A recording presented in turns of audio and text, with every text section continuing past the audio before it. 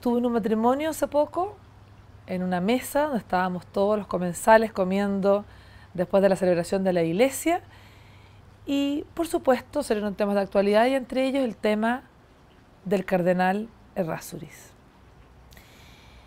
Y las críticas nos hicieron esperar. ¿Cómo es posible? ¿Pero cómo este cura? ¿Pero cómo este obispo?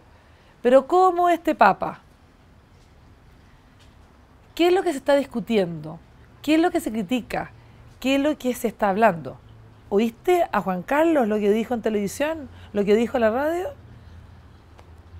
Bueno, el Papa Francisco, luego de llevar un mes en su cargo, creó un grupo de 8 cardenales para asesorarlo en materias de la curia. O sea, a raíz de los Batilix, a raíz de las filtraciones de prensa, a raíz de las mismas acciones del Papa Benedicto XVI, que venía reformando la curia, el Papa decidió tener un consejo asesor con cardenales de todas partes del mundo. De la India, está el cardenal de Boston, que ha sido un campeón contra la pedofilia, el cardenal de München, el cardenal chileno, el cardenal africano, creo que del Congo. Bueno, entre ellos van a ser un comité asesor del Papa para darle un gobierno más colegiado, para tener mayor transparencia y mayor flexibilidad, que es lo que quiere de frentón este Papa y es lo que se quería hace tiempo. Y esto se venía hablando antes del cónclave, o sea, antes de la elección del obispo y cardenal Jorge Bergoglio como Papa Francisco I.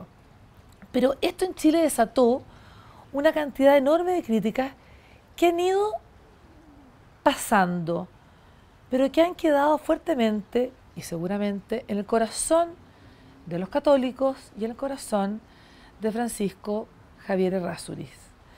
Se ha cuestionado y se ha dicho de que el Papa es un Judas, dijo una de las personas que fue víctima de los abusos del padre Fernando Karadima.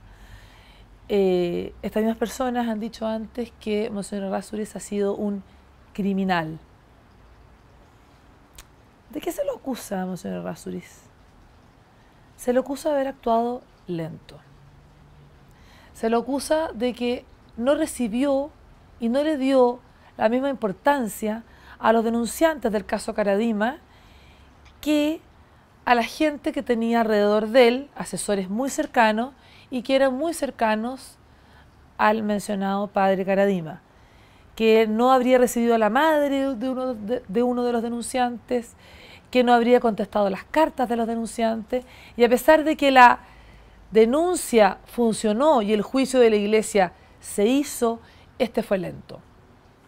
¿Qué duda cabe que el dolor, el sufrimiento y la traición de una autoridad de la iglesia, de un sacerdote que es autoridad, que es depositario del amor y la confianza de sus feligreses, debe ser castigado? ¿Qué duda cabe que lo que hizo el padre Fernando Karadima y tantos otros sacerdotes prestigiosos de la iglesia chilena han traído un velo de tristeza y de profunda amargura y dolor en los mismos cristianos, en nosotros, a los que nos es muy difícil comprender lo que pasó? ¿Es culpable Monseñor Errázuriz? Monseñor Errázuriz es un hombre que estudió ingeniería civil en la Universidad Católica en Chile, conoció a Mario Iriart en la universidad, es un sacerdote schoenstattiano que fue a estudiar a Friburgo en Alemania, estudió teología, es un hombre de una inteligencia clarísima y de una bondad muy grande. Este hombre dirigió al Instituto de los Padres de Schoenstatt durante muchos años y estuvo muy metido luego en el Vaticano porque los papas lo llamaron. Estuvo a cargo de los institutos seculares y además se le pidió la opinión en muchas cosas. Benedicto XVI y Juan Pablo II, que lo nombró obispo, todo esto. Ahora, todo este pedigrí académico es más que un pedigrí académico. Habla de un hombre, de una vocación y una entrega total a la iglesia y al movimiento.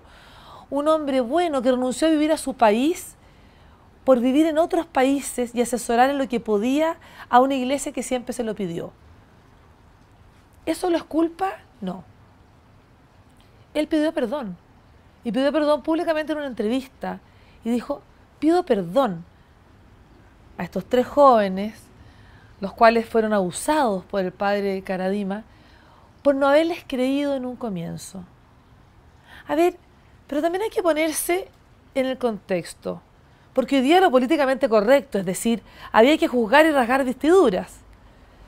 Pero es muy fácil juzgar desde hoy. Ese es el problema de la historia, ¿no?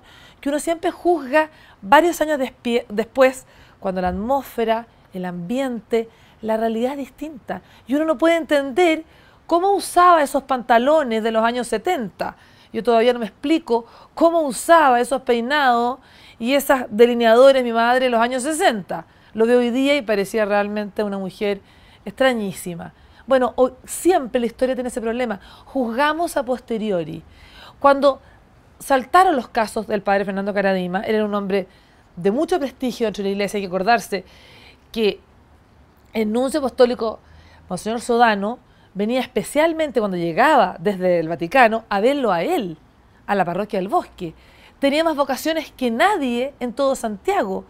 Produjo muchas vocaciones, decenas de vocaciones este hombre, miles de jóvenes que lo seguían. Llega una denuncia. En ese ambiente, en un ambiente donde no se abría todavía, ¿cuál era el ambiente de la iglesia en esos años? Los trapos sucios se lavan en casa. No se abren afuera para no crear escándalo. ¿Cuál fue el mayor problema de la iglesia? Que los obispos eran verdaderos padres de sus hijos sacerdotes. Pero tal vez se olvidaron de que también eran padres de sus hijos los feligreses, las personas de a pie, de la calle. Esta ha sido una dolorosa y gran lección. Monseñor Errázuriz en este momento sigue siendo condenado por gente que no lo perdona. Él ha pedido perdón. Él no cometió ningún delito grave. Se demoró en juzgar. Ha pedido perdón por no haber creído en un comienzo estas acusaciones. Y hay un hito que yo siempre digo, que también los culpa, ¿no? El entorno del padre Fernando Karadima, a quien detestan más y por sobre todas las cosas, es justamente a Monseñor Errázuriz, quien le pidió la renuncia y quien inició la investigación en la parroquia del Bosque, aunque lo hizo con demora. Aprendamos a perdonar. La gente a veces cree que la gente que tiene el poder y la autoridad no se equivoca en nada, es perfecta. Justamente una autoridad perfecta no sirve para nada. La autoridad sirve porque es imperfecta, porque ha cometido errores y traspiés en su vida y sabe en qué se equivocó y sabe cómo corregirlo y levantarse de nuevo. Me acuerdo de un caso, perdón que me extienda un segundo, me acuerdo de un caso donde un padre de una gran familia fue infiel, cometió un grave error y mintió durante muchos años. Y eso sí que causó un dolor a quienes lo seguían directamente a él. Su señora, después de un largo proceso, y sus hijos, después de un largo proceso, lo perdonaron. Entendieron que las personas son humanas, que no son perfectas y cometen errores. Pero quien no lo perdonó nunca y quienes les costaba perdonarlos nunca eran justamente quienes no eran de la familia, los afuerinos, las yernos y los nueros, y las nueras, quienes llamo yo afuerinos. Ellos no perdonaban y sin embargo los afectados, que eran los hijos de la señora, sí perdonaban. Aprendamos a perdonar. Somos una familia cristiana y católica. Este ha sido un hombre que ha demostrado con su vocación, con su vida, con su intelecto, con su bondad y su servicio, su amor a la iglesia, a sus fieles y una profunda humildad. Ha pedido perdón por esa equivocación que tuvo, por el tremendo daño que hicieron estos sacerdotes que no midieron su acción. Pero su perdón, su pedida de perdón, no ha tenido eco. Enseñemos a perdonar y a no guardar rencor en el corazón. Cuidemos a nuestra iglesia.